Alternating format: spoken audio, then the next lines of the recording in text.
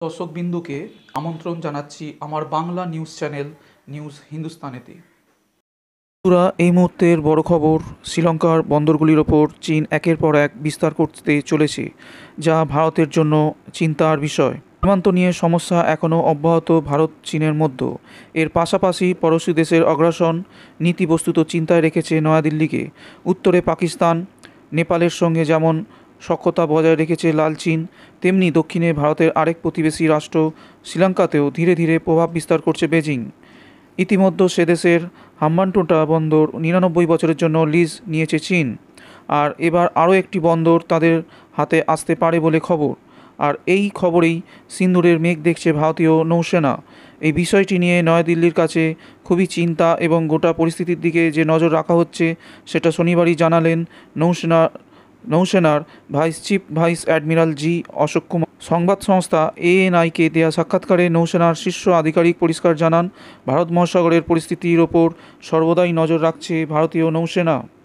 দেশের জলসীমা রক্ষা করতে নৌবাহিনী সবসময় প্রস্তুত। কোনো শত্রু দেশই ভারতকে চমকে দিতে পারবে না। বর্তমানে শ্রীলঙ্কায় ক্ষমতায় চীনপন্থী গোতাবায়া রাজাপক্ষকে সরকার, ফলে বেজিংয়ের সঙ্গে কলম্বোর সখ্যতা আগের তুলনায় অনেকটাই ভালো। এই পরিস্থিতিতে হাম্বানটোটা বন্দরের পর কলম্বোর নিকটবর্তী আরেকটি বন্দর আসতে পারে বেজিংয়ের হাতে বলে খবর। এই প্রসঙ্গে প্রশ্ন করা হলে নৌসেনার ভাইস অ্যাডমিরাল জি অশোক কুমার বলেন, চীনের প্রভাব বিস্তার ভারতের জন্য অশনি সংকেত কিনা সেটা বলা খুবই কঠিন, কিন্তু বাইরের কেউ যদি এই অঞ্চলের ব্যাপারে অতিরিক্ত উৎসাহ দেখায় তাহলে সেটা অবশ্যই চিন্তার ব্যাপার। যদিও এই এলাকা দিয়ে চীন অধিকাংশ বাণিজ্য করে, তাই উৎসাহ দেখানোটা স্বাভাবিক তাদের ক্ষেত্রে। তাই আমাদের অবশ্যই নিজেদের নিরাপত্তার বিষয়ের দিকে নজর রাখতে হবে। তাই পুরো পরিস্থিতির দিকে ভারত নজর রাখছে।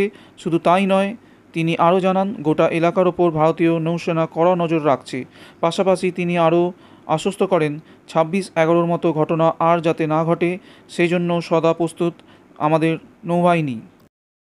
প্রিয় দর্শক বন্ধুরা, ভিডিওটা যদি আপনাদের ভালো লেগে থাকে তাহলে অবশ্যই like, share, comment and subscribe করতে ভুলবেন না।